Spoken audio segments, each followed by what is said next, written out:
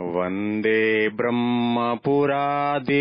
श्रीसहजानन्दं च मूलाक्षरम् श्रेयस्कारणसद्गुणैकनिलयम् श्रीप्रागजिह्वावत ब्रह्मोपासनधारकं गुरुहरिं यज्ञं तथा योगिनं प्रीत्येवं प्रमुखं महन्तमनिशं श्रीजीस्वरूपं मुदा। મહિમાનો મહિમા પ્રવચન માળામાં સૌને સાષ્ટાંગ પ્રણામ. જય સ્વામિનારાયણ.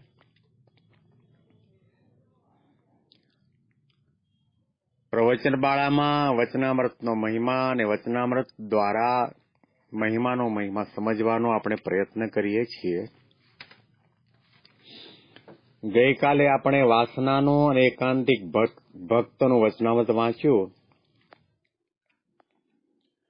બહુ ટૂંકું અને નાનું વચનામૃત, અને સૌ કોઈને સહજ રીતે સમજાય અને ખ્યાલ આવે કે વાસના કોને કહેવાય, આસક્તિ કોને કહેવાય, કામના કોને કહેવાય.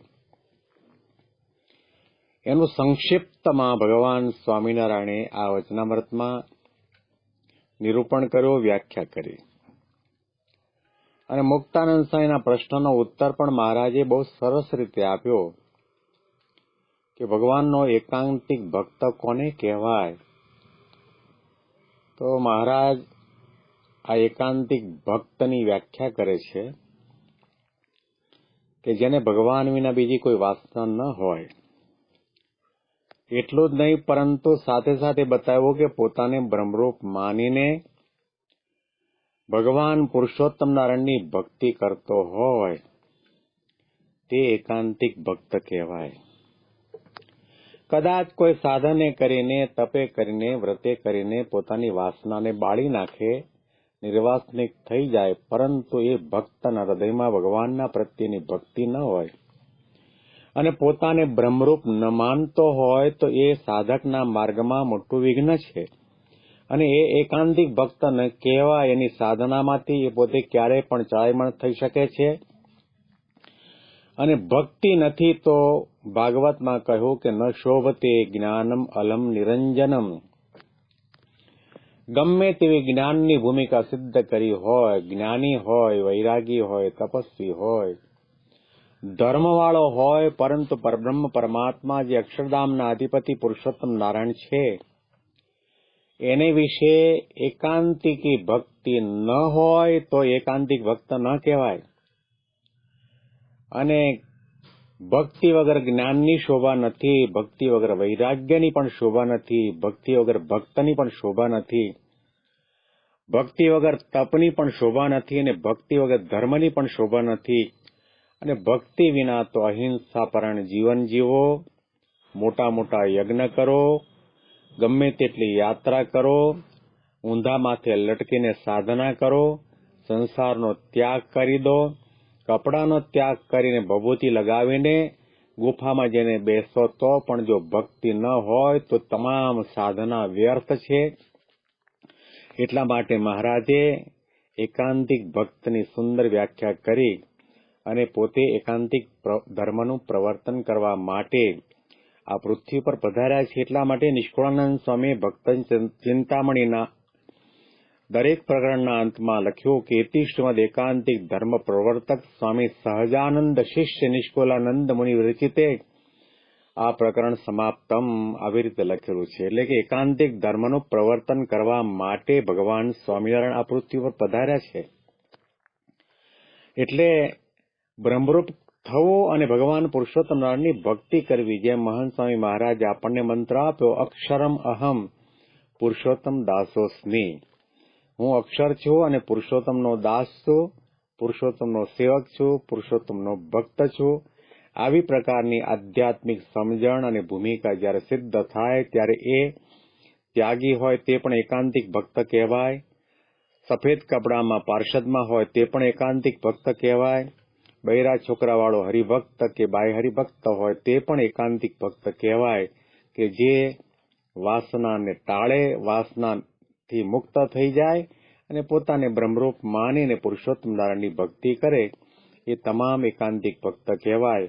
અને આવા એકાંતિક ભક્તની આધ્યાત્મિક ભૂમિકા સિદ્ધ કરવા માટે ધર્મામૃતમાં અને શાસ્ત્રોની અંદર બતાવવામાં આવ્યું કે ધર્મો એકાંતિકા પુંભી પ્રાપ્તિ નાન્યથા ક્વચિત. એકાંતિકના સંગ થકી જ મહારાજે કહ્યું કે એકાંતિક ધર્મ સિદ્ધ થાય છે, એકાંતિક ભક્ત બનાય છે. એની ગહન વાતો, રહસ્યપૂર્ણ વાતો વચનામૃતની અંદર ઘણી જગ્યાએ બતાવી છે. સમયે સમયે, પ્રસંગે પ્રસંગે આપણે એનું નિરૂપણ કરતા રહીશું. આજે હવે આપણે ગઢડા પ્રથમના 12મા વચનામૃતમાં પ્રવેશ કરી રહ્યા છીએ અને એનું ટાઇટલ છે તત્વોના લક્ષણનું તથા ઉત્પત્તિનું. સ્વામિનારાયણ હરે વચનામૃત ગઢડા પ્રથમ પ્રકરણનું 12મું, તત્વોના લક્ષણનું તથા ઉત્પત્તિનું. સ્વામિનારાયણ હરે સંવત 1876ના માક્ષર સુધી પૂનમને દિવસ શ્રીજી મહારાજ શ્રી ગઢડા મધ્યે દાદા ખાચરના દરબારમાં વિરાજમાન હતા અને સર્વ શ્વેત વસ્ત્ર ધારણ કર્યા હતા અને પોતાના મુખારવિંદની આગળ સાધુ તથા દેશ દેશના હરિભક્તની સભા ભરાઈને બેઠી હતી. પછી શ્રીજી મહારાજ બોલ્યા, જે જગતના કારણ એવા જે પુરુષ, પ્રકૃતિ, કાળ અને મહત્તત્વાદિક 24 તત્વ, એમના સ્વરૂપને જ્યારે એ જીવ જાણે છે ત્યારે પોતાને વિશે રહી જે અવિદ્યા અને તેના કાર્ય એવા જે 24 તત્વ તેના બંધન થકી મુકાય છે. મહારાજના ઉપદેશમાં કોઈ પણ વાત આપણે સાંભળીએ, વાંચીએ, વિચારીએ તો ખ્યાલ આવે કે મહારાજનો એક જ સિદ્ધાંત છે કે જે કોઈ પોતાના યોગમાં આવે તેમને માયામાંથી મુક્ત કરવા છે, ભવબંધનમાંથી મુક્ત કરવા છે, જીવભાવ ટાળવો છે, નિર્વાસનિક કરવા છે અને ભગવાનના ધામના અધિકારી કરવા છે. ફરીથી એને માતાના ઉદરમાં આવવું ન પડે, આવું એક નિરંતર અનુસંધાન, કરુણા સભર અનુસંધાન, જીવ પ્રાણી માત્રના પ્રત્યે દયાની ભાવનાને કારણે મહારાજ પોતાના પ્રવચનોમાં, ઉપદેશમાં, પોતાની ક્રિયામાં, બોલવું, ચાલવું, ઉઠવું, બેસવું, તમામ ક્રિયાની અંદર એક જ અનુસંધાન છે કે કેમે કરીને જીવાત્મા તત્વે કરીને ભગવાનને જાણે અને જે પ્રકૃતિ પુરુષ સુધીનું જે કાર્ય છે એને નાશવંત દેખે, એમાં રહેલી આસક્તિને મિટાવે, એમાં રહેલી કામનાને છોડે અને પરબ્રહ્મ પરમાત્મા પુરુષોત્તમ નારાયણની અંદર પોતાની વૃત્તિને જોડે, નિર્વાસનિક થાય, બ્રહ્મરૂપ થાય અને ભગવાનના ધામનો અધિકારી બની જાય. આવી પ્રકારના હેતુ સાથે જ મહારાજનું તમામ કાર્ય, ઉપદેશ, બોલવું, ચાલવું છે.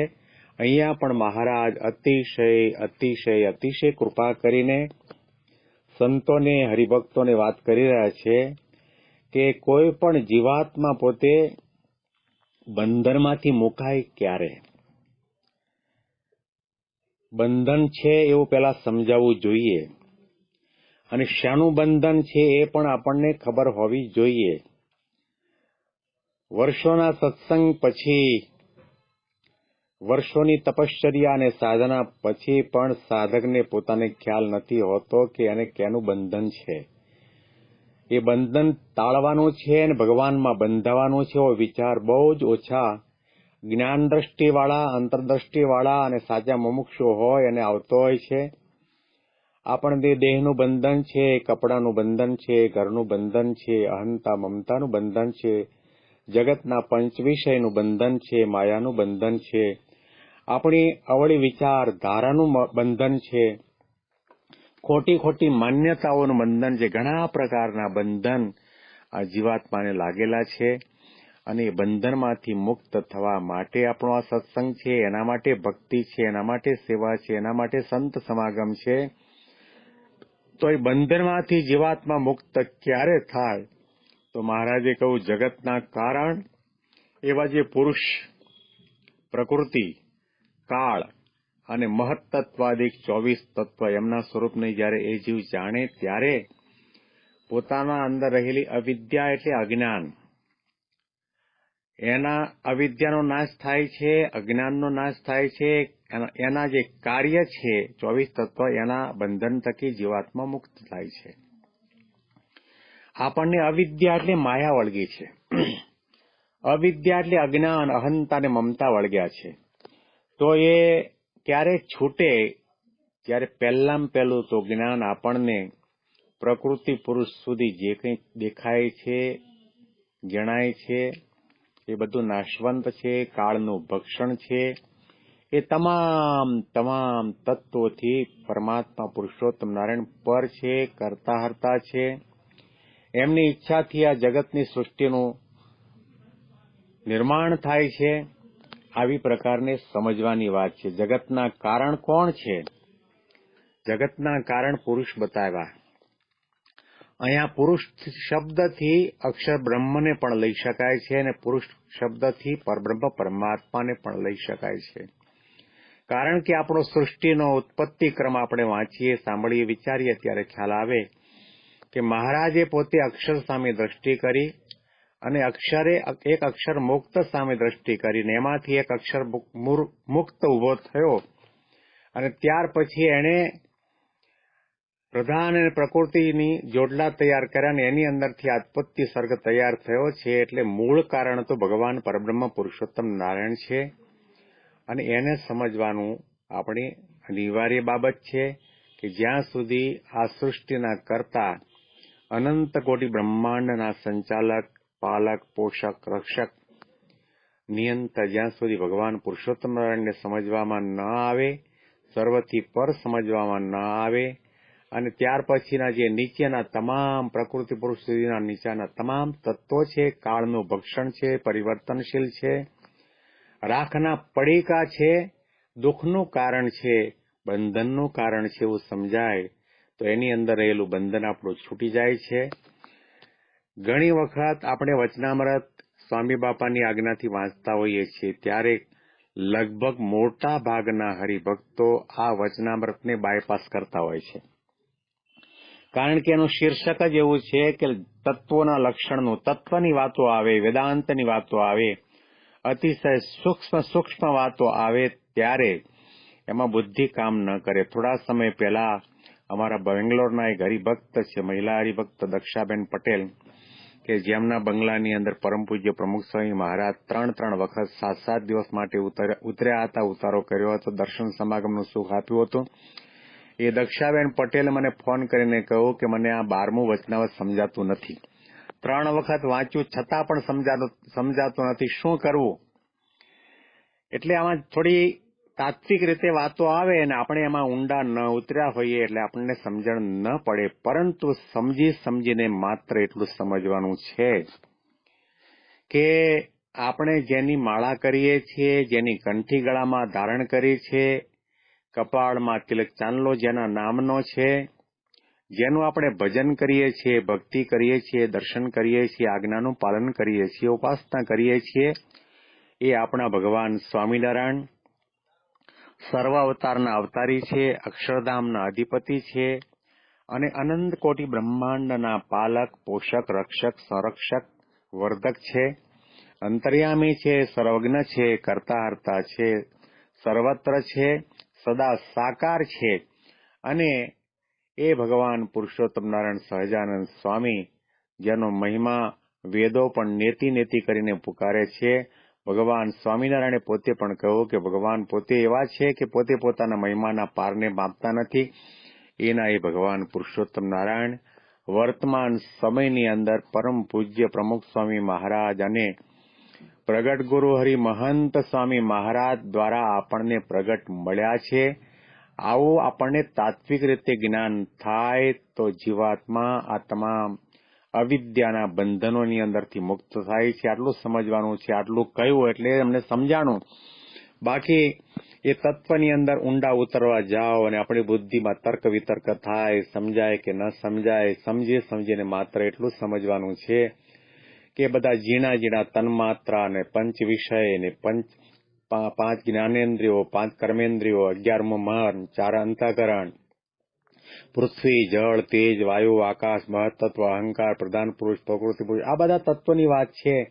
એમાં કદાચ આપણી નજર પહોંચે કે ન પહોંચે, પણ આપણને જે મળ્યા છે સંત દ્વારા ભગવાન પુરુષોત્તમ નારાયણ, એ નિર્વિકારી છે, એ નિષ્કંટક છે, નિર્દોષ છે, દિવ્ય છે, અલૌકિક છે, માયા પરનું તત્વ છે. અને પોતાના યોગની અંદર જે કોઈ ગમે તેવો પાપી, કામી, ક્રોધી જીવ આવે એના પાપને બાળવાની શક્તિ એમના નેત્રમાં છે, સંકલ્પમાં છે.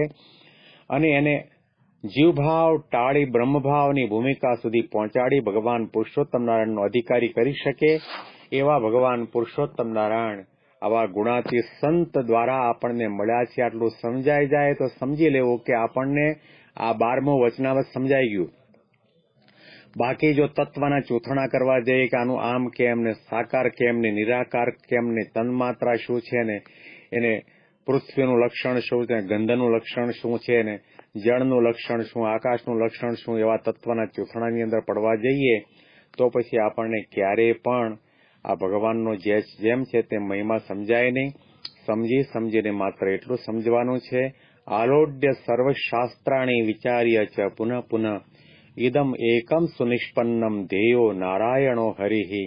તમામ શાસ્ત્રનું દોહન કરીને મંથન કરીને એની અંદરથી એક જ સાર નીકળ્યો છે કે ભગવાન પુરુષોત્તમ નારાયણ પૃથ્વી ઉપર પ્રગટ હોય એની અંદર પ્રીતિ કરવી, ભક્તિ કરવી, આત્મબુદ્ધિ કરવી, એમાં દિવ્ય ભાવે જોડાવું, નિર્દોષ બુદ્ધિ રાખવી અને મન, વચન અને કર્મે કરીને એની આજ્ઞાનું પાલન કરવામાં આવે.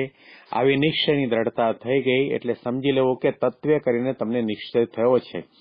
તત્વે કરીને નિશ્ચય થયો ક્યારે કહેવાય કે જ્યારે આપણે એમ સમજીએ કે પ્રકૃતિ પુરુષ સુધીના કોઈ પણ સાંસારિક ભાવો આ પ્રગટ સત્પુરુષની અંદર નથી, ભગવાનની અંદર નથી. અને એના સંબંધવાળા તમામ સંતો, ભક્તો, પાર્ષદો, સાધકો દિવ્ય છે, માયામુક્ત છે, એનો અતિ અપાર મહિમા છે અને એ ભગવાનના સંબંધે કરીને નિર્ગુણ ભાવને પામેલા છે. આવી રીતનું જયારે સમજાય તો પછી સમજો કે આ ગરડા પ્રથમ પ્રકરણનું 12મું વચનામૃત આપણને સમજાઈ ગયું. આગળ ઘણા બધા પ્રશ્નો છે અને લાંબુ વચનામૃત છે, આપણે આવતીકાલના પ્રવચનની અંદર આપણે સાંભળીશું. પરંતુ સમજીને માત્ર એટલું સમજવાનું છે કે ભગવાન પુરુષોત્તમ નારાયણ જે સર્વના કારણ છે, સર્વના નિયંતા છે, સર્વના પાલક છે અને સર્વથી પર છે એ ભગવાન પુરુષોત્તમ નારાયણ સહજાનંદ સ્વામી એના આપણે આશ્રિત છીએ. અને એ ભગવાન સહજાનંદ સ્વામી પરબ્રહ્મ પરમાત્મા વર્તમાન સમયની અંદર પ્રગટ ગુરુ હરિ મહંત સ્વામી મહારાજના રૂપની અંદર આપણને પ્રાપ્ત થયા છે, મળ્યા છે, કૃપા કરી આપણને શરણમાં લીધા છે અને આપણે એના થયા છીએ ને એમણે આપણને પોતાના માન્યા છે. આ જ્ઞાન જો સમજાઈ જાય તો મહારાજે કહ્યું કે એના જેવો કોઈ ઉત્તમ જ્ઞાની નથી. તેજ જ્ઞાની તેજ તત્વવેતા જેણે પ્રગટ પ્રભુને પેખિયા, તેહ વિના રખે જ્ઞાની ગણો જેણે હરિનયણે નથી દેખિયા. તેજ જ્ઞાની તેજ તત્વવેતા જેણે પ્રગટ પ્રભુને પેખ્યા. નિષ્કુળાનંદ સ્વામી એટલું સુંદર આપણને જ્ઞાનીનું લક્ષણ કહ્યું કે જેણે ભગવાનને ઓળખી લીધા, ભગવાનની અંદર જેને આત્મબુદ્ધિ પ્રીતિ થઈ અને ભગવાનને જે સર્વોપરી માને છે, નિર્દોષ માને છે, દિવ્ય માને છે, અલૌકિક માને છે, તે તત્વજ્ઞાની છે, જ્ઞાની છે, તત્વવેત્તા છે. અને તે વિના કદાચ 4 વેદો કંઠસ્થ કર્યા હોય ને એક મંત્ર ઉપર પારાયણો, પ્રવચનો અને લેખન કાર્ય કરતા હોય પરંતુ પ્રગટ ભગવાનને ઓળખી ન શકે, એમાં એમને પ્રીતિ ન થાય, એમાં જો મનુષ્યભાવ આવતો હોય, એમાં જો તર્ક વિતર્ક થતો હોય, એમાં શંકા કુશંકા થતી હોય અને મનમાં એવો વિચાર આવતો હોય કે સ્વામી મોટા અને એના ગપ્પાય મોટા, આવી પ્રકારનો ભાવ જાગી જતો હોય તો સમજો કે જ્ઞાની નથી, મહા અજ્ઞાની છે. એ મનુષ્ય નથી, ભક્ત નથી અને એ બુદ્ધિ વગરનો મૂરખ છે, મહામૂરખ છે. આવી પ્રકારની ઉપાધિ પણ મહારાજે વચનામૃતમાં આપેલી છે. માટે આપણે સૌ ભગવાન સ્વામિનારાયણને, ગુરુ હરિપ્રમુખ સ્વામી મહારાજને પ્રાર્થના કરીએ કે જેવી રીતે સુરાખાચાર્ય મહારાજને કહ્યું, મહારાજ આ તમારી તત્વજ્ઞાનની ઝીણી ઝીણી વાતો તમે જાણો ને તમારા નિત્યાનંદ સ્વામી જાણે ને મયારામ ભટ્ટ જાણે ને દીનાનંદ ભટ્ટ જાણે, પણ અમે તો એટલું સમજ્યા છીએ કે મહારાજ તમે હમણાં ને અમે તમણા, તમે અમારા ને અમે તમારા, આટલું સમજાયું છે. ત્યારે મહારાજે કહ્યું કે તમે સર્વશાસ્ત્રનો સાર સમજીને બેઠા છો, હવે બીજું તમારે કંઈ સમજવાનું બાકી રહેતું નથી. એકેન વિજ્ઞાતેન સર્વમ વિજ્ઞાતમ ઉપનિષદમાં કહેવામાં આવ્યું કે એક તત્વને તમે જાણી લો તો તમામ તત્વોનું જ્ઞાન તમને થઈ ગયું છે. એટલે આ 24 તત્વનું જ્ઞાન થાય કે ન થાય, ઉત્પત્તિનું જ્ઞાન થાય કે ન થાય, પૃથ્વી જળ તેજ વાયુ આકાશ મહત્તત્વ વગેરે તત્વોનું જ્ઞાન થાય કે ન થાય, પરંતુ ભગવાન પુરુષોત્તમ નારાયણના પ્રગટ સ્વરૂપનું જ્ઞાન થયું. એટલે એના જેવો કોઈ વિદ્વાન નથી, બુદ્ધિશાળી નથી, ભગત નથી. એ એકાંતિક ભક્ત છે અને એ અક્ષરધામમાં છતી દેહે બેસી ચૂક્યો છે. મહારાજને પ્રાર્થના કરીએ કે આપણને એ પ્રગટમાં પ્રતીતિ આવે, એમાં દિવ્ય ભાવની દ્રઢતા થાય, નિર્દોષ બુદ્ધિની દ્રઢતા થાય અને એમના હૃદયનો જે સિદ્ધાંત છે, રુચિ છે, મરજી છે, એને સમજીને આપણે એ માર્ગે ચાલીએ અને એ માર્ગે ચાલવાના બુદ્ધિ શક્તિને બળ મહારાજ અને સ્વામી આપણને સૌને આપે એવી એમના શ્રી ચરણમાં પ્રાર્થના. મહિમાની વિશેષ વાતો આપણે આવતીકાલે વચનામૃતના માધ્યમથી સાંભળીશું. સૌને સાષ્ટાંગ પ્રણામ. જય સ્વામિનારાયણ.